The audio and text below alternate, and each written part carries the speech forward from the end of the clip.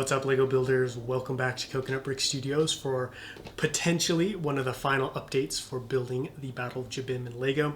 This week I'm going to be tackling the main building again. I want to get that second story finished off. Got some cool little accessories and Easter egg type things I want to put in there. I also am going to be working on some terrain in the back, finishing that up, and I want to see if an ATTE would realistically fit in this MOC. All that being said, if you're excited to see if that ATTE fits, don't forget to execute order 66 on that like button. And while you're down there, if you're watching for the first time, consider subscribing and tapping that little notification bell so you will be notified as soon as my next video drops. I've got a lot of stuff to show you guys to start out this week. So over here, you can see I got most of the upper terrain done on my Jabiim live stream last Wednesday. This whole area is all finished off. I even got a lot of it tiled. Just this little, I guess it's not a little, just this gap right here. I'll probably get a lot of this finished off today. I really like what I was able to do over here on this side.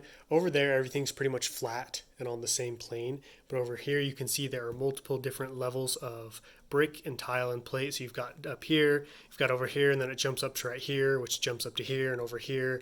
And then I'm going to keep doing that over here on this side. I like this transition. It's a much more gradual transition from rock work to upper terrain, and I just think it looks more realistic and just looks cooler. You know, there's more to see. Now I gotta talk about this mess right here.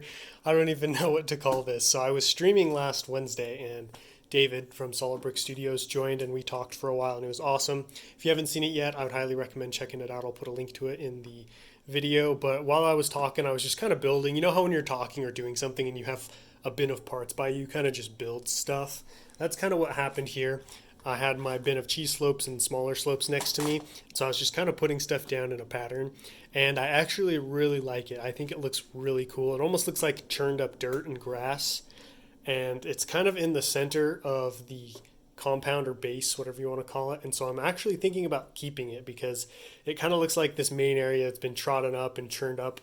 Let me know what you guys think. Would this look realistic? Would this add to the MOC, or would it detract from the overall vibe that I'm trying to go with? Part of the reason I want to keep it is because I was able to cover a large area instead of using tiles, and it's going to take me a while to pull it all up. Now that you're all caught up, it's time for me to start working on this base again. I want to get the interior of this second story finished in this week's update. I'm going to start the second story by building some bunk beds.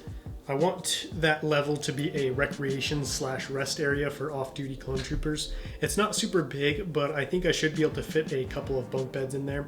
These are going to be a super simple custom design I made up, but I am really excited to build them because this will be the same design that I want to use for the bunks in my clone base on Coruscant. So I'm interested to see if the design in my head will translate to an actual model that I can use in a MOC.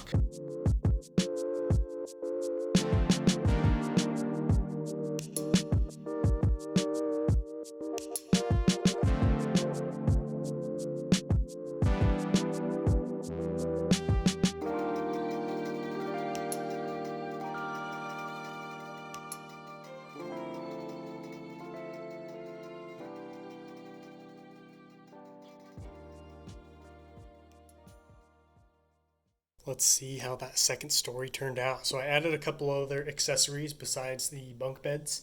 We've got the cabinet over here on this side for storing stuff. Some of you guys may recognize this as the cabinet from my Patreon lounge in Cato Nemoidia. And then on this side, it's a little bit harder to see, but we have a TV.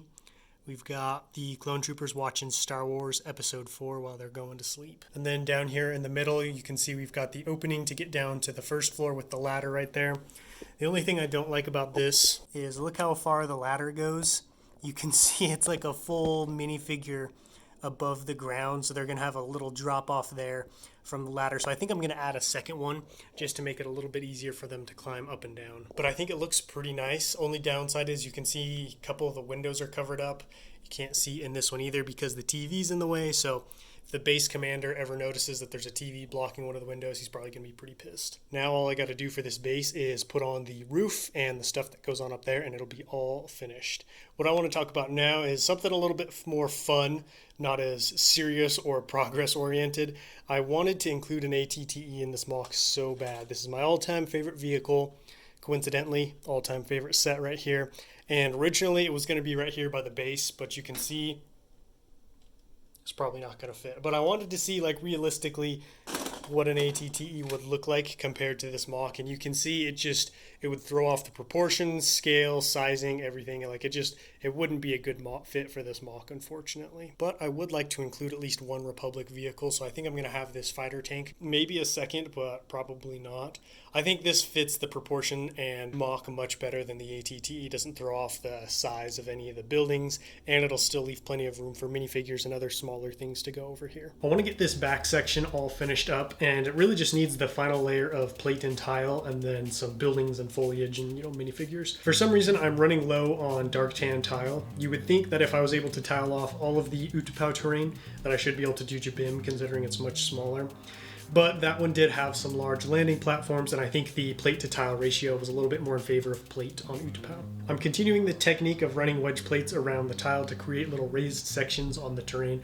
Honestly, this might be, and probably is, my favorite way to use wedge plates. I think it looks really good. It just creates a really dynamic, realistic look for your mocks, and just gives you, allows you to build and create shapes that you normally can't with Lego.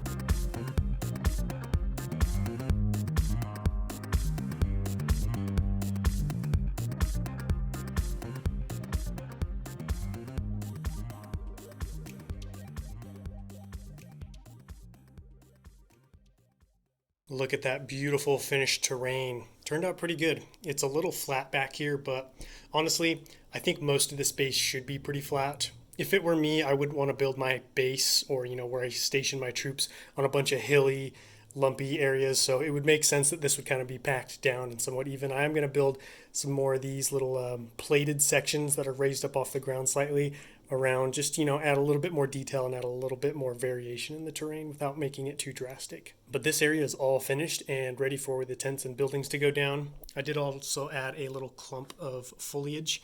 I really love when it's time to put the plants in. They add a lot of variety and bring a lot of life to these mocks. Unfortunately, this is pretty much all I have left, so I think I might have to make another order because I would like to make at least a few more clumps. So it turns out I didn't get any of this plated off in this update, but I do need to figure out what's going on here because this is about all of the wedge plates I have left.